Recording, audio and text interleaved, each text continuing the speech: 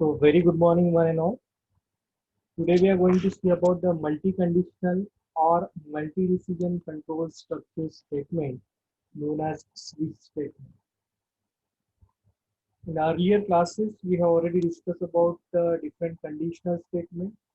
In conditional statement, we have already studied about if statement, if else statement, and nested if statement. After that, we learn about the looping statement. Under the looping statement, we have already discussed about the for loop statement, while loop statement, and do while loop statement. The very next control structure statement is a multi-conditional or a multi-decision control structure statement. One question will be asked in the examination. Explain which control structure statement, or you can ask to write down one particular program or to demonstrate the program by using the switch control structure statement. The name itself represents a multi-conditional or multi-decision control structure statement. Basically, what means multi-conditional? If we're talking about the if statement, if we're talking about the if else statement, you can see wherever decision is there, there are two routes are formed. जब भी हम लोग conditions की बात करते हैं तो कोई भी कंडीशंस हो, हर एक कंडीशन का कोई भी अगर कंडीशंस आपने यहाँ पे दी है तो हर एक कंडीशन के दो रूट बाहर निकलते हैं, दो लाइन बाहर निकलती है। अदर वो कंडीशन आपकी ट्रू हो सकती है या फिर अदर वो कंडीशन आपकी फॉल्स हो सकती है। That means in case of a simple if statement, if the condition is true तो आपका इफ का ब्लॉक एग्जीक्यूट होता है, ठीक है। अदरवाइज जो भी नेक्स्ट स्टेटमेंट है वो आपका एग्जीक्यूट होता है। If you are talking about if else, so there are two conditions, whether the condition is true or false. If the condition is true, अगर if else की बात करते हैं, if you are talking about if else statement, if the condition is true तो आपका if वाला part execute होता है, if the condition is false तो आपका else वाला पार्ट एग्जीक्यूट होता है, राइट।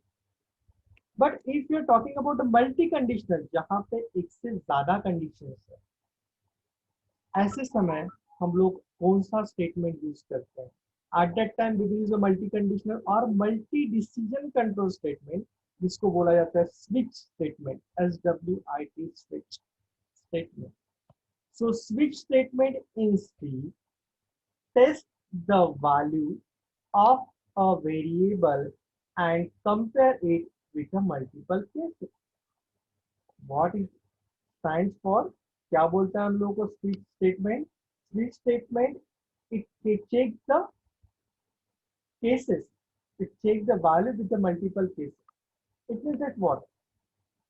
एक सिंपल सा एग्जांपल लेते हैं। If you are talking about the restaurant menu card, basically switch control structure statement or multi-conditional control structure statement are heavily used when we are going to use a menu driven program, when we are going to develop a menu driven program.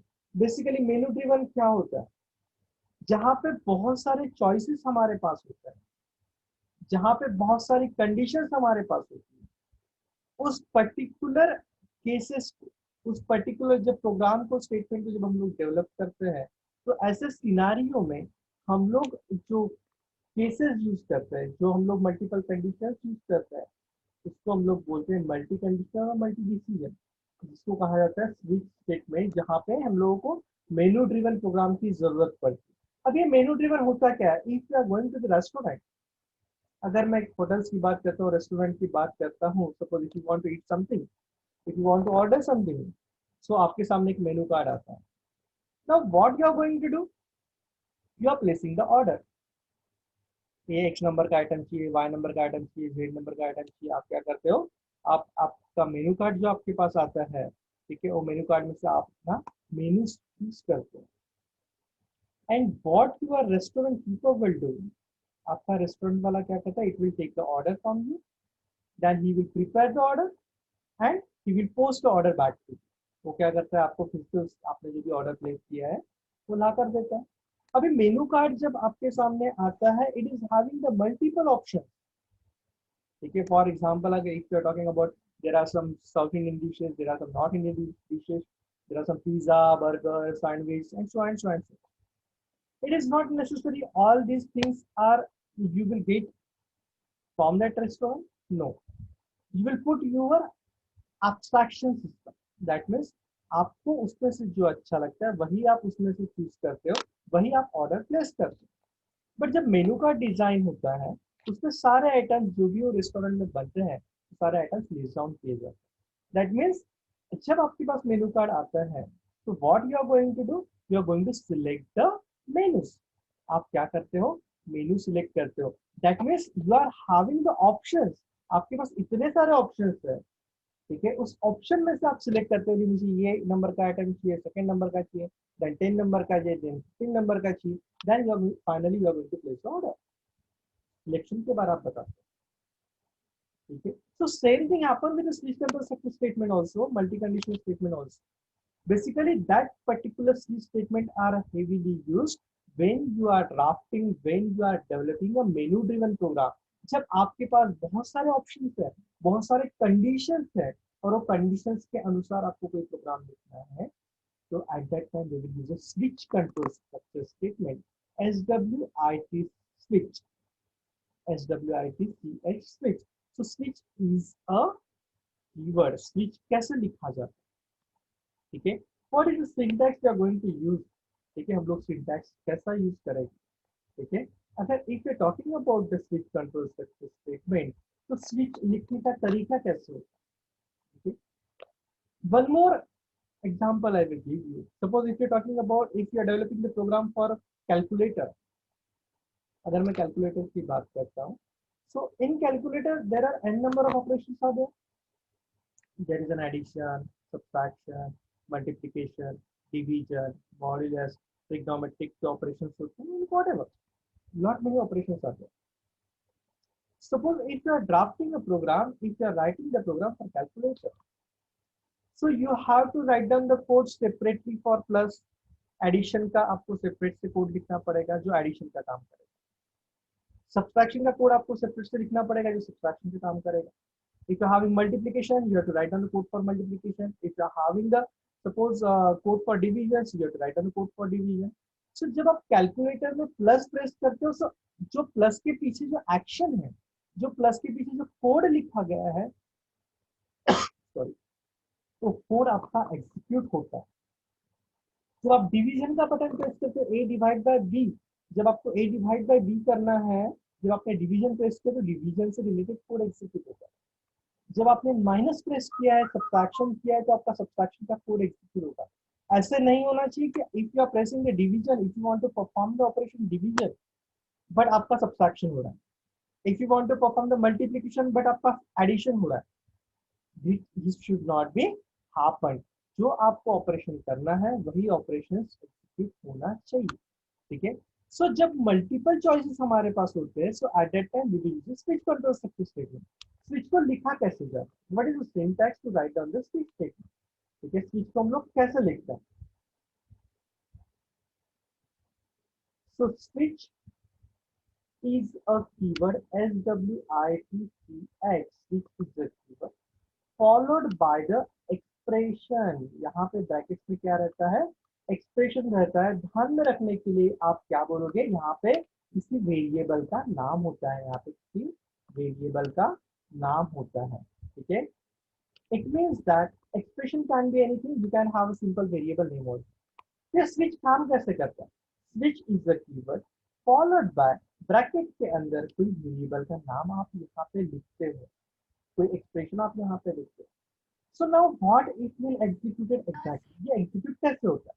आपने बोला switch to the expression.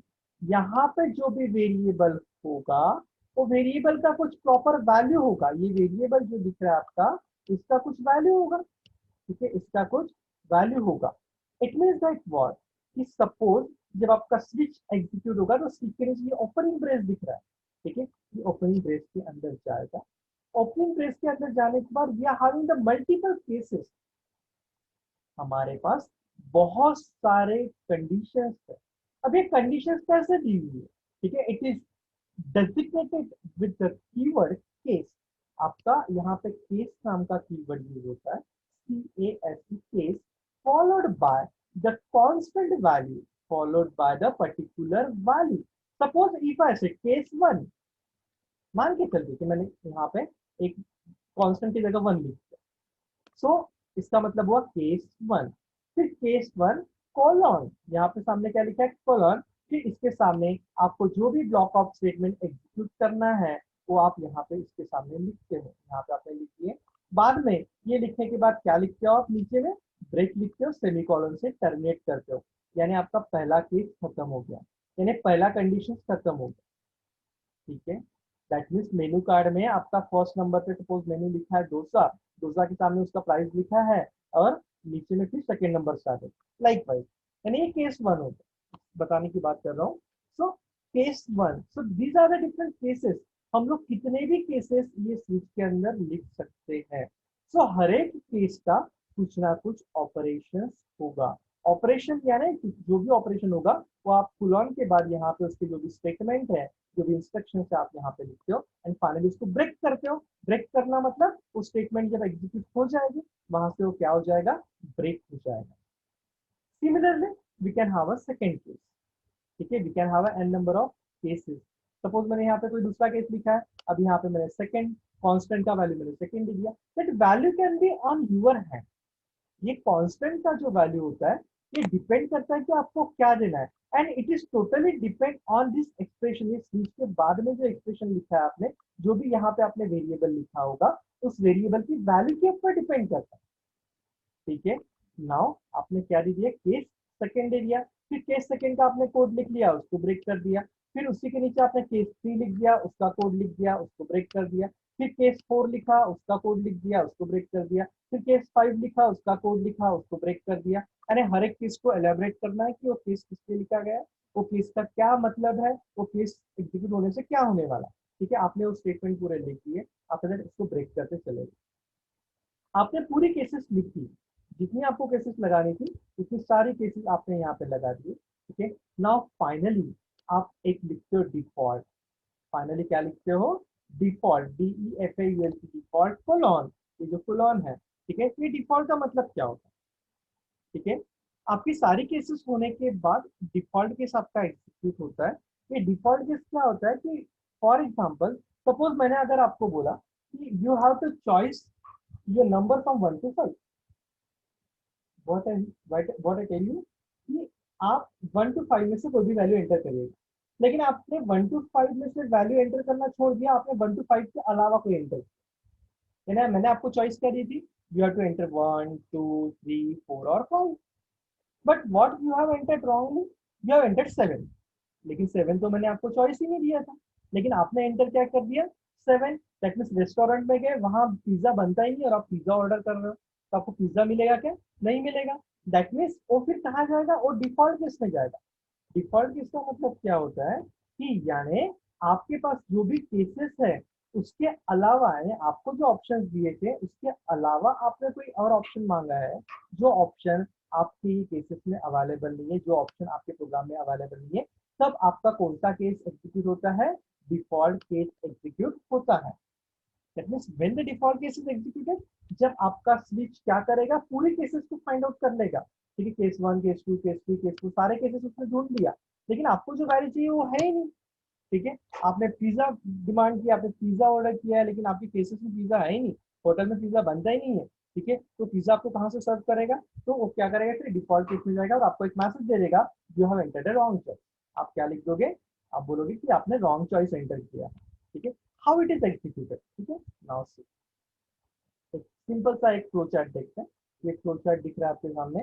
ठीक है, एक switch control का flow chart दिखा हुआ है। ठीक है, सो पहले आप क्या लिखते हो, स्विच लिखते हो, ब्रैकेट में आपका एक वेरिएबल का नाम होता है। ठीक है, अभी मल्टीपल केसेस आप क्रिएट करते हो। ठीक है, सपोज आपने यहाँ पे केस 1 लिखा है, यहाँ पे केस 2 लिखा है, यहाँ पे केस 3 लिखा है, यहाँ पे केस 4 लिखा है, यहाँ पे और लास्ट में आपने डिफॉल्ट केस लिखा है। So how it will execute, switch conditional statement. ठीक है, नाउ आपने केस 1, दैट मीन्स आपने ये केस का वैल्यू क्या दिया, कांस्टेंट का 1 दिया है, ये कांस्टेंट का वैल्यू क्या दिया आपने 2 दिया है, ये कांस्टेंट का वैल्यू क्या दिया आपने 3 दिया, ये कांस्टेंट का वैल्यू ऐसे करते करते n दे दिया। दैट मीन्स आपके पास n नंबर ऑफ केसेस हो सकते हैं, फाइनली क्या होता है आपका डिफॉल्ट केस होता है। ठीक है। Now how it is executed, ठीक है। नाउ ये क्या आपके पास ऑप्शन है, केस वन, दैट मीन्स आप पहले तो जब हम लोग स्विच की बात करते हैं, so you have to tell the user कि यूजर के पास ऑप्शंस क्या क्या अवेलेबल है, ठीक है। यानी जब तक मैं आपको ये नहीं बताऊंगा कि आपके पास ये ऑप्शंस है, आपको इसमें से यूज करना है, या फिर आपको इसमें से ये केसेस यूज करना है, या फिर ये ऑप्शंस, ये कंडीशंस यूज करना है, ठीक है। अनटिल अनलेस आपको चॉइसेस पता नहीं चलेगी, ठीक है। सपोज मैंने बोला कि अपने कॉलेज में 5 ब्रांचेस है, कंप्यूटर साइंस है, इलेक्ट्रॉनिक्स है, इलेक्ट्रिकल है, मैकेनिकल है, सिविल है, ठीक है। मैंने ये आपको पहले से बता के रखा है कि वन पे सीएससी है, उसके बाद आईटी है, उसके बाद इलेक्ट्रिकल है, उसके बाद मैकेनिकल है, उसके बाद सिविल है, लाइक वाइज, ठीक है। लेकिन आपने ये सारे ऑप्शन छोड़ दिया, आपने केमिकल चूज कर लिया नीचे से, लेकिन केमिकल तो ऑप्शन अवेलेबल ही नहीं है। How you will get chemical branch, ठीक है। सो उस केस में कहाँ पे जाएगा, और डिफॉल्ट में जाएगा। तो जब भी हम लोग switch control structure statement use करते हैं, मैनेजमेंट प्रोग्राम जब यूज करते बनाते हैं, at that time as a programmer पहले तो आपको यूजर को ये बताना है कि आपके पास केसेस क्या क्या है, ठीक है। अगर मान के चलते कि आप रेस्टोरेंट में गए, आपको मेनू कार्ड मिला ही नहीं, ठीक है, हाउ यू विल नो कि ये रेस्टोरेंट में क्या क्या चीजें मिलती है, पता चलेगा क्या, नहीं पता चलेगा।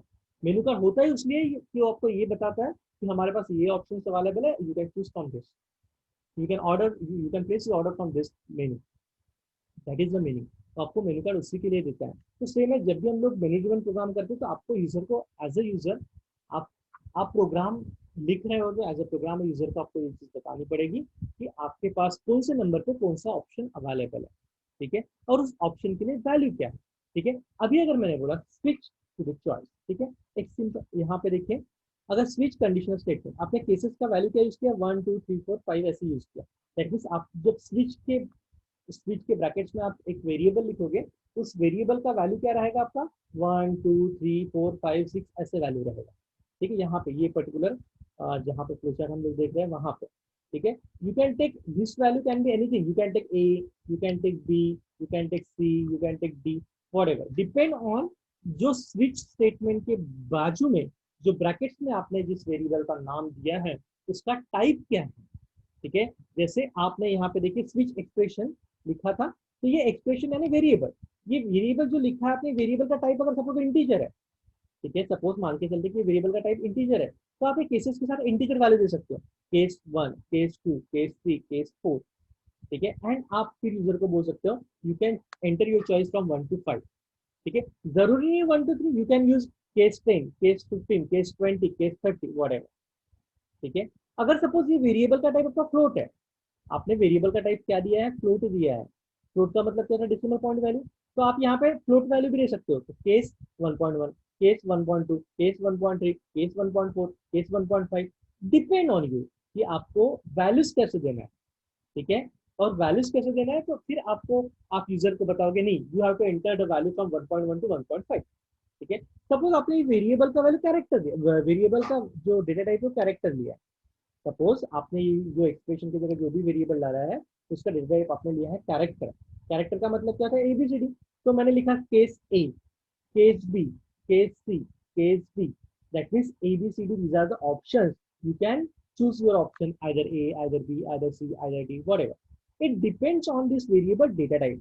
यानी आपने जो ये एक्सप्रेशन लिखा है इसका डेटा टाइप क्या है, इसका रिजल्ट आपको क्या मिलने वाला है, इसका वैल्यू क्या मिलने वाला है, फिर ये क्या करता है, स्विच के अंदर जाता है, फिर जो भी वैल्यू होगा वो वैल्यू ये केसेस से मैच करेगा, ठीक है। यानी केस 1 के साथ मैच हो रहा है कि आपने 1 एंटर किया क्या, तो 1 वाला पार्ट एग्जीक्यूट होगा, बाकी का पार्ट एग्जीक्यूट होगा क्या, नहीं होगा, ठीक है। So same thing happened with here also, ठीक है, कि अगर मैं स्विच कंट्रोल स्ट्रक्चर स्टेटमेंट है यहाँ पे अगर फ्लोचार्ट देखता हूँ, सपोज आपने 1 2 3 4 वैल्यू दे दी, ठीक है, मान के चलते कि आपने आपने एज अ प्रोग्रामर यूजर को बता दिया कि आपको 1 to 5 में से वैल्यू एंटर करनी है, ठीक है। आपने एंटर किया 1, आपने क्या एंटर किया, suppose if I said enter your choice, मैंने आपको बोला एंटर योर चॉइस, और आपको चॉइस एंटर करनी है 1 to 5, आपको चॉइस क्या एंटर करनी है, 1 to 5 में से कोई भी एक वैल्यू आपको एंटर करनी है। सो आपने एक वैल्यू एंटर किया अभी 1, आपने क्या एंटर किया, 1 एंटर किया, ठीक है। सो अभी स्विच कैसे एग्जीक्यूट करेगा, स्विच यहाँ से अंदर जाएगा, यहाँ से अंदर जाएगा तो पहले ये पहले केस के पास आएगा, यहाँ पहले केस के पास आएगा, आपने वैल्यू क्या एंटर किया था 1, आपने चॉइस क्या दिया 1, सो केस के साथ जो वैल्यू है वो 1 है क्या, यस 1 है, ये 1 है, तो ये फिर क्या करेगा, ट्रू हुआ आपका ये कंडीशन, आपने जो केस मांगा था 1 था वो 1 आपको मिल गया, ठीक है। फिर ये क्या करेगा, ये सामने जाएगा, इसके ब्लॉक ऑफ स्टेटमेंट को ये एग्जीक्यूट करेगा, एग्जीक्यूट करके ये फिर क्या हो जाएगा, डायरेक्टली ब्रेक हो जाएगा, यानी आपका स्टेटमेंट खत्म हो जाएगा। बाकी के उसने एग्जीक्यूट किया क्या, केस 2 उसने एग्जीक्यूट किया क्या, नहीं, केस 3 एग्जीक्यूट किया क्या, नहीं, केस n एग्जीक्यूट किया क्या, नहीं, डिफॉल्ट पे गया क्या, नहीं गया। ठीक है ना। अभी आपने, मैंने आपको फिर से बोला एंटर योर चॉइस, अभी आपने एंटर किया 2, अभी क्या एंटर किया आपने, सपोज मान के चलते कि आपने अभी 2 एंटर किया, तो फिर से ये अंदर जाएगा, अंदर जाने के बाद पहले केस 1 के पास जाएगा, केस 1 के साथ क्या लिखा है, यहाँ पर आपने 1 लिखा है, ठीक है, 1 इज इक्वल टू 2 है क्या, वैल्यू आपको 2 चाहिए, लेकिन यहाँ पे क्या है 1, तो ये क्या करेगा, एग्जीक्यूट करेगा क्या, नहीं, फिर ये नीचे जाएगा, नीचे जाने के बाद फिर केस सेकंड केस के पास जाएगा, अभी 2 है क्या यहाँ पे, यस अभी 2 है, और आपको 2 ही चाहिए था, 2 मिल गया, तो अभी पहला पहला केस उसने एग्जीक्यूट किया क्या, नहीं, वो कहाँ पे गया, सेकंड केस पे गया, और सेकंड केस का पार्ट एग्जीक्यूट करेगा, जहाँ पे आपने जो ब्लॉक ऑफ स्टेटमेंट लिखे वो एग्जीक्यूट करेगा, और डायरेक्टली फिर ब्रेक हो जाएगा, यहाँ से बाहर निकल जाएगा। वैसे ही मान के चलते कि आपने अभी 3 एंटर किया, आपने क्या एंटर किया 3, ठीक है, यानी स्विच ऑन 3, ठीक है, तो पहले वो केस 1 के पास जाएगा, 3 है क्या, नहीं 1 है, देन केस 2 के पास जाएगा, 3 है क्या, नहीं 2 है, फिर केस 3 के पास जाएगा, यस 3, 3 मिल गया उसको, 3 मिल गया, तो ये क्या करेगा, अभी थर्ड का पार्ट एग्जीक्यूट करेगा, बाकी का पार्ट एग्जीक्यूट करेगा क्या, नहीं, only it will execute the case number 3, case number 3 को पूरा एग्जीक्यूट करेगा ये, और बाद में फिर वाइंड अप हो जाएगा, यहाँ से ऐसा नीचे आ जाएगा। ठीक है, सिमिलरली, ठीक है, सपोज आपने अभी एंटर किया 10, एक एग्जांपल लेते हैं, सपोज आपने एंटर किया 10, लेकिन आपके पास 10 नाम का कोई केस ही नहीं है, ठीक है, अभी यहाँ पे देखो 1 2 3 है, लास्ट में n है, छोड़ दो, ठीक है, आपने सिर्फ 5 केसेस लिखी है, ठीक है, मैंने बोला था आपको कि suppose you have to enter your choice from 1 to 5 only, 1 2 3 4 5 में से आप कुछ भी एंटर कर सकते हैं, लेकिन बाय मिस्टेक आपने क्या एंटर कर दिया, 10 एंटर कर दिया, ठीक है, तो अब ये कैसा एग्जीक्यूट करेगा, आपने 10 एंटर किया, तो क्या करेगा, पहले वो केस 1 के पास जाएगा, केस का वैल्यू 10 है क्या, नहीं है, फिर केस 2 के पास गया, 10 है क्या, नहीं है, केस 3 के पास गया, 10 है क्या, नहीं, केस n के पास गया, 10 है क्या, नहीं, पूरे उसने केसेस देख लिया, फ्रॉम 1 टू लेके यहाँ तक पूरे केसेस देख लिया, उसको 10 वैल्यू कहीं पे मिला ही नहीं, 10 वैल्यू कहीं पे मिला नहीं, तो डायरेक्टली फिर कहाँ पे जाएगा, वो डिफॉल्ट के पास जाएगा, वो कहाँ पे जाएगा, डिफॉल्ट के पास जाएगा, और डिफॉल्ट में जो भी स्टेटमेंट आपने लिखा होगा, फॉर एग्जाम्पल आपने लिखा होगा कि you have entered the wrong choice, ठीक है, तो आपका वो मैसेज प्रिंट हो जाएगा कि आपने रॉन्ग चॉइस एंटर किया हुआ है करके, और वो डायरेक्टली फिर क्या हो जाएगा, क्लीन हो जाएगा, यानी आपने, आपको जो चॉइस दी थी उसके अलावा आपने कुछ भी एंटर किया है, दैट मीन्स जो कि केस आपके पास अवेलेबल नहीं है, तो इस सिनारियो में आपका डिफॉल्ट केस एग्जीक्यूट होता है, और आपका डायरेक्टली भी सीख के वो बाहर निकल जाएगा। So got the point? Now we'll take simple example. Now see, एक suppose main program लिखा है, integer roll is equal to 3. What is the value of roll? Roll is कितना दिया हुआ है, 3 दिया हुआ है, ठीक है। Now see, एक इंटीजर रोल नाम का वेरिएबल क्रिएट किया, जिसमें इनिशियली आपने क्या रखा है, 3 रखा होगा, ठीक है ना। आपने स्विच स्टेटमेंट लिखा है, swit स्विच लिखा है, ब्रैकेट में आपने रोल पास किया, मैंने बोला था आपकी ब्रैकेट में एक्सप्रेशन और वेरिएबल का नाम होता है, ब्रैकेट में आपने क्या पास किया, रोल पास कर दिया, ठीक है। बाद में आपने इसके अंदर 3 केसेस लिखी, केस 1 लिखा है जिसके अंदर आपने लिखा आई एम पंकज, ब्रेक कर दिया, फिर केस 2 लिखा है जिसमें लिखा है आई एम निखिल, ब्रेक हो गया, ठीक है, उसके बाद केस 3 लिखा है आपने आई एम जॉन, ब्रेक कर दिया, फिर डिफॉल्ट केस में लिखा नो स्टूडेंट फाउंड, और वाइंड अप कर दिया, ठीक है। Now C, int roll is equal to 3, ठीक है, रोल का वैल्यू कितना है, 3, एग्जीक्यूट करेंगे स्विच रोल, रोल का वैल्यू कितना है, रोल का वैल्यू कितना है हमारे पास, 3 है, ठीक है, रोल का वैल्यू 3 है, तो switch on 3, switch on 3, switch on 3 किया, तो पहले वो केस के पास जाएगा, एंट्री किया लूप के अंदर केस, ठीक है, एंट्री करने के बाद केस, यहाँ पे कितना वैल्यू 1, आपको कितना चाहिए, रोल का वैल्यू कितना है 3, 1 इज इक्वल टू 3 है क्या, नो, कंडीशन इज फॉल्स, तो केस 2 के पास, फिर यहाँ पे चेक करो, यहाँ पे कितना है 2 है, आपको कितना चाहिए था 3, ठीक है, 2 इज इक्वल टू 3 है क्या, नो, कंडीशन अगेन फॉल्स, ठीक है, फिर केस 3 के पास जाएगा, ठीक है, केस 3 के पास गया हो, केस 3 के पास जाने के बाद यहाँ पे 3 वैल्यू है क्या, यस यहाँ पे 3 है, और आपको भी 3 चाहिए था, 3 विच इज इक्वल टू 3, ठीक है, तो दैट मीन्स अभी आपका आंसर क्या आएगा, आपको आई एम जॉन, यानी लिख कर क्या आएगा आपका आई एम जॉन, और ब्रेक हो जाएगा, पूरा बाहर निकल जाएगा, गॉट द पॉइंट। नाउ मान के चलते कि अभी ये रोल का वैल्यू आपके पास 4 है, ठीक है, ये रोल का वैल्यू जो है आपके पास 4 है, मान के चलते, ठीक है। नाउ सी, अभी कैसे होगा, स्विच, कहाँ कहाँ स्विच करना है, रोल पे, और रोल का वैल्यू कितना है, 4 है, रोल का वैल्यू कितना है हमारे पास, 4 है, ठीक है। सो पहले केस के साथ देखें, केस 1, 1 इज इक्वल टू 4 है क्या, नहीं। फिर केस 2 के साथ देखो, 2 इज इक्वल टू 4 है क्या, नहीं। फिर केस 3 के साथ देखो, 3 इज इक्वल टू 4 है क्या, नहीं। सारे केसेस चेक कर लिए, कहीं पे मिला के वैल्यू 4 नहीं मिला, तो कहाँ पे जाएगा, डायरेक्टली डिफॉल्ट के पास जाएगा, और डिफॉल्ट के पास जाने के बाद क्या प्रिंट करेगा वो, एक मैसेज प्रिंट करेगा, क्या प्रिंट किया, नो स्टूडेंट, यानी उसको वैल्यू पे कोई स्टूडेंट मिला ही नहीं है, ठीक है। तो इस तरीके से आपका switch control success statement workout होता है। तो होप एवरीबॉडी गॉट इट।